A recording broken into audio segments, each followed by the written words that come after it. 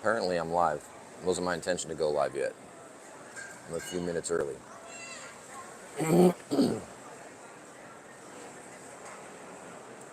Can you tell I'm still new at this garbage? What's up, Aaron? Brother, it is early.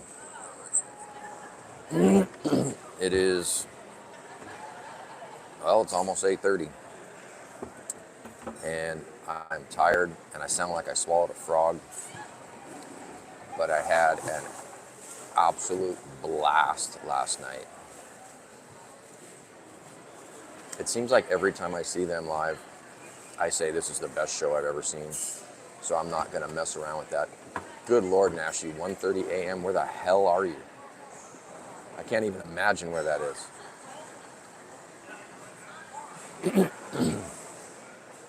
Lollapalooza was an absolutely amazing show. That is I've called it a timestamp, a watershed moment for them, something that will go down in Band-Maid history, I think, as we get more time between that show and what's going on now. It was that good. Australia, okay, you are down there. So let me adjust this a little bit.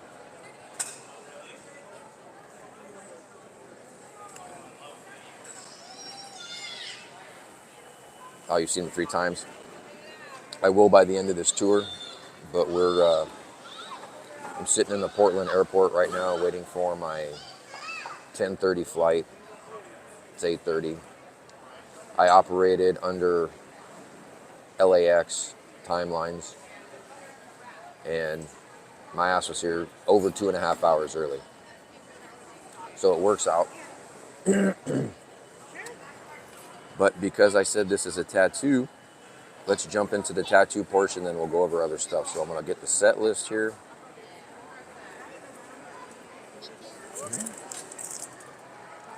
Thank you. That was my waitress. I just had breakfast. This is the first actual food I've had on this trip. Just a couple of eggs, some toast, and some potatoes, but I've been eating garbage for the last few days. So it felt good to have actual food for a change. All right, anyway, Tattoo 21. This is going to be for Portland. And we're going to run down the set list, and we're going to talk about some of the differences, because we got some pretty special things here in Portland. So, no changes up top. Domination, Glory, Play. Sense has moved around a little bit, but it was 4 last night. Then we got Choose Me. And then we got to Miku's song. It's been Sayon Akidori so far on this tour, but she went old school and gave us Time. I love that song. I love old stuff. So for me to get anything that's like brand new made, new beginning, and God help me, anything from Made in Japan, I'd just be over the moon. I know we don't get Made in Japan stuff like every once in a while we'll catch Forward, but anything from that far back would be great. So she gave us Time, and we got From Now On, which just ripped. She killed it. It was so good last night. They all killed it last night. Then Manners, and this is one that popped up earlier, but once or twice I think, and maybe it's been in the sets. We got YOLO. YOLO is so good live. That's one that we haven't seen too much in the past. It comes and goes, but it hasn't really had a solid space in the set list. So it was really cool to get that last night. I'm thinking we'll get it tonight as well. And the other absolute curveball in this set, besides Time, was Anemone. When Miku picked up the acoustic, I think we all thought, oh, okay, here comes Memorable. And then her and Kanami started the intro to Anemone, and it actually took me a few seconds to realize what song I was hearing. Because, what's up, Charles? I had no idea that I would hear that live. I don't know that I've heard it live before. But that was a start of 3 songs in a row that were just kick you in the feels, man. That is such a good live song. It brings the temperature down in the room. And I don't really have good words for it. It is such an emotional feeling song. I'll be honest with you, I've never even read the lyrics to that song, but the music for it and the way it's sung, you just know that it's a heavy emotional song. Then we get into Memorable. First time hearing that live. So good.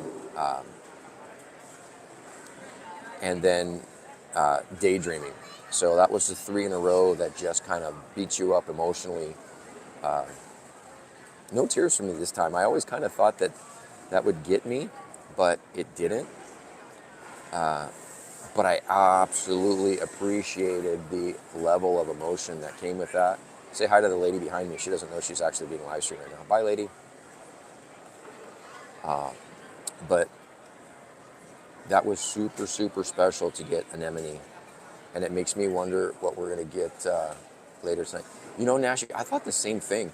I've always said, because those songs, when I listen to them like on recording, that's what it does to me. And my eyes get a little watery.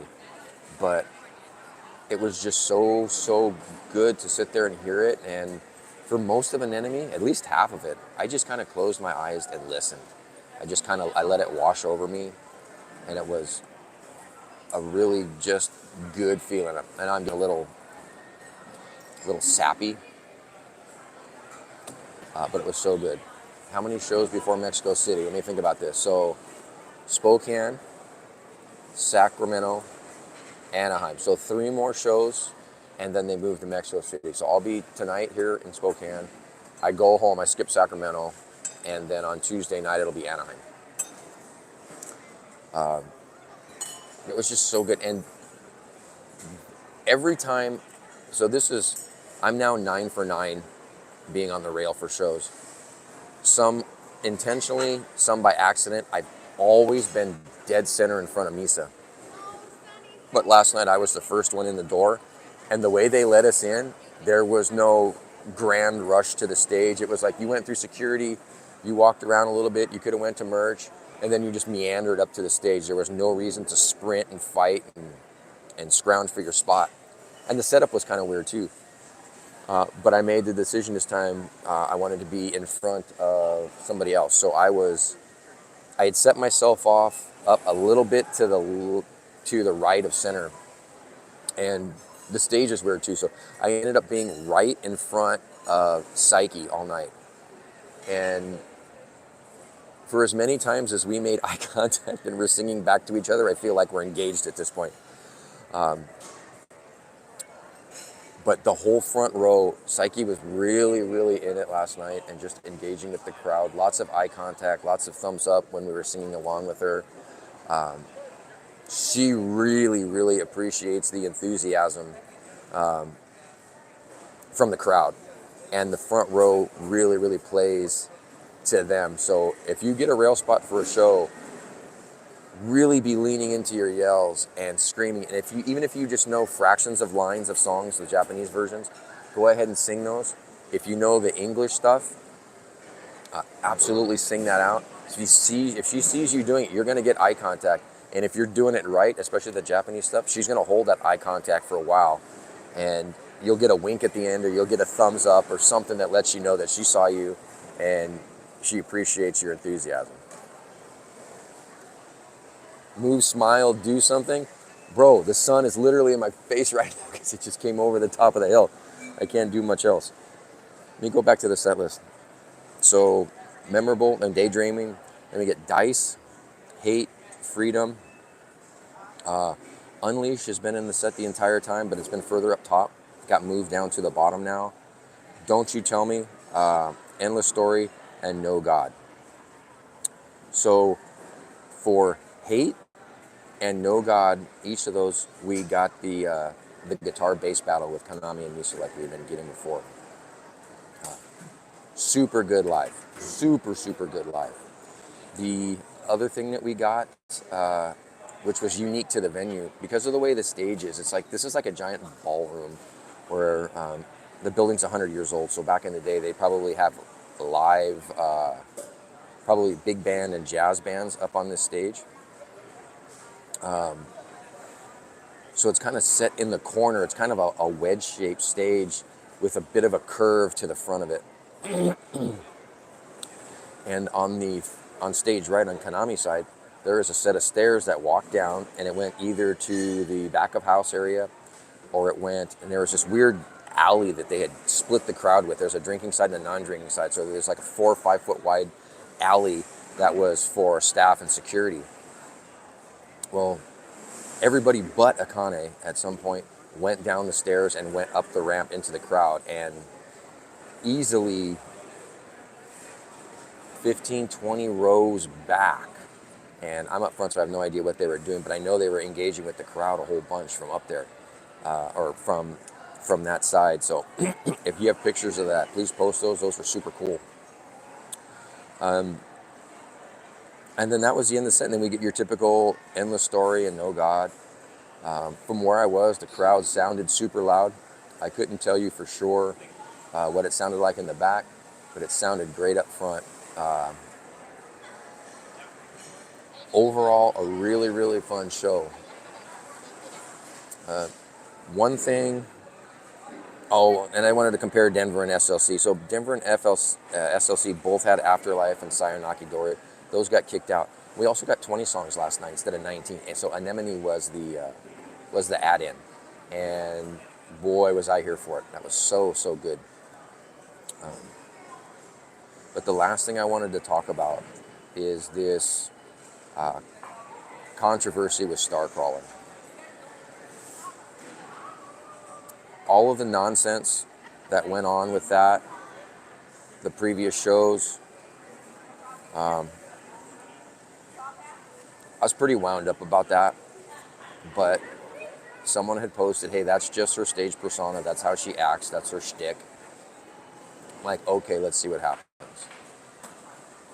So when she came out on stage, I'm watching her and I'm looking at her, and for those of you who are old enough or punk enough to know who the Plasmatics were, Arrow, the singer, she's basically doing a Wendy O. Williams thing. And once I kind of made that connection that that's where she was going with this, it made sense, and it kind of validated what that one fan was telling me about how she is on stage.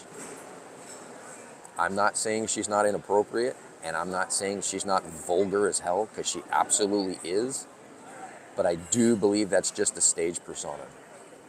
And she toned it down last night. My understanding is, I've heard both out in the internet world and in line last night, that she got talked to either by Band-Maid staff or Live Nation staff to tone it down, and I think that's related to with the kids in the crowd at the Salt Lake City show. She made a couple of snide comments, but nothing like ridiculous. The first one, she called everybody in the crowd incels. Okay, I totally get, that's absolutely just being shticky. The next one she said was broke old guys, and I'm like, bitch, if you only knew how much we spent to chase this band around the country, you wouldn't be calling us drunk old guys. The one thing she did that was a massive put off is she held her microphone between her legs and pretended it was a penis and pleasured herself for about 20 to 30 seconds. Could have really done without that since she was dead in front of me.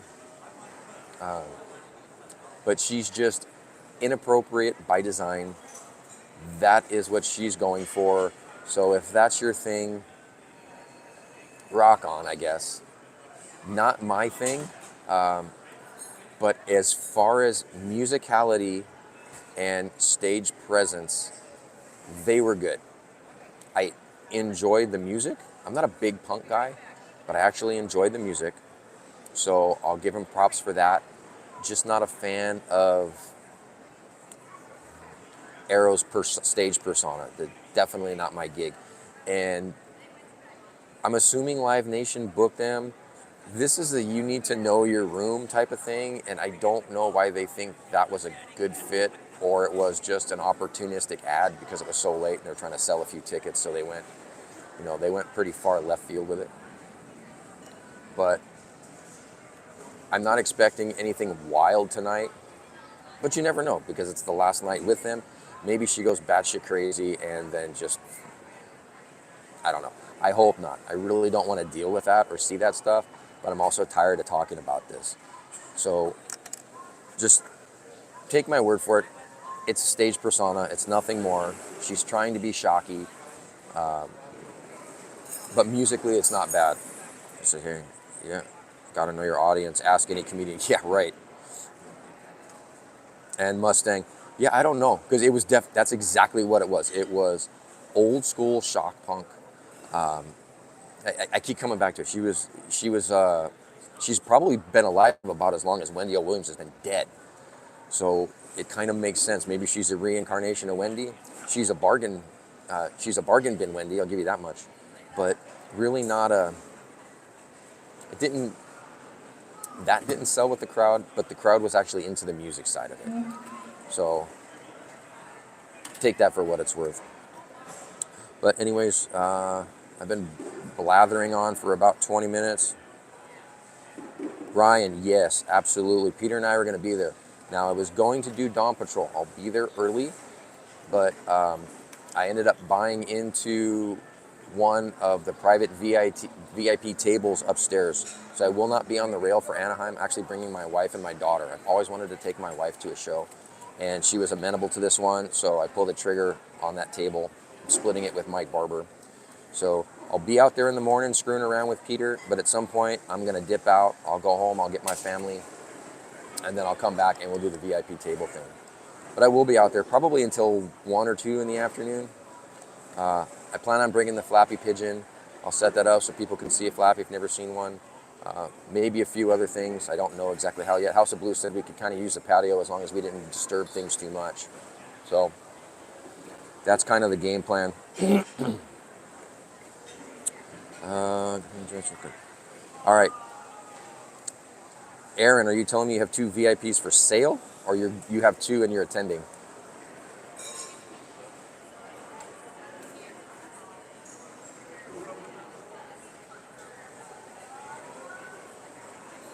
Yes, what, dude? For sale? Oh, okay. At the moment, I'm not aware of anybody who's looking for a VIP, but feel free to post it in Cafe, and you can always put it up on Live Nation for resale. I know there were no VIPs available for Anaheim, so someone might snatch it up, but you're going to want to move pretty quick on that. If you had a U VIP, I could sell those all day long. But yeah, I get it. The Otovoke Beaver is, they're their own special kind of thing. Kind of different, but kind of not, I guess. Japan lives off of quirky, weird, off-the-wall shit. I don't know how much that plays in the U.S. market. Obviously, they have their fans. I totally get it. And there was people there to see them, but none of the crazy, stupid shit like we had from, was it Denver and Salt Lake, where she's like really being insultive and then telling people, or insulting, and they're telling everybody to rush the stage. None of that stuff. Everything was super chill last night, just like we had expected a Band-Maid show. It was a really, really good time. Uncle Yoshi, same thing. If you want to advertise it on Cafe, feel free. And you can just say that SJ Nick said it was okay to do it. But it is 8:45. I've been blathering on for a little over 16 minutes. I'm going to pack this up. I'm going to head down to my gate. I'm going to fly up to Salt Lake. If you guys are, Salt Lake. I'm going to fly up to Spokane. So if you guys are coming to Spokane tonight, please join us in 24 Taps at around 3:30. It's like line of sight, half a block from the venue. We'll be there from 3:30 to 5:30. We'll be hanging out. It's a pre-party. We're going to do some stuff. We'll do some games in there. Oh, and I want to tie up that thing yesterday I told you guys about. The random guy, his name is Casey, rolls up at 6 a.m. Here's a UVIP ticket. Here's a brand new set of eargasms, and here's $400 cash. No idea why. But you can't use a VIP without photo ID from the person who purchased it. So I walked to his house. He wasn't home. I left my business card hoping he would call. He never got back to me. So that, unfortunately, that UVIP just died in my pocket.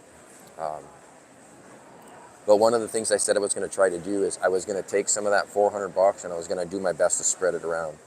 So I bought two. Yeah, I know, that hurts my heart.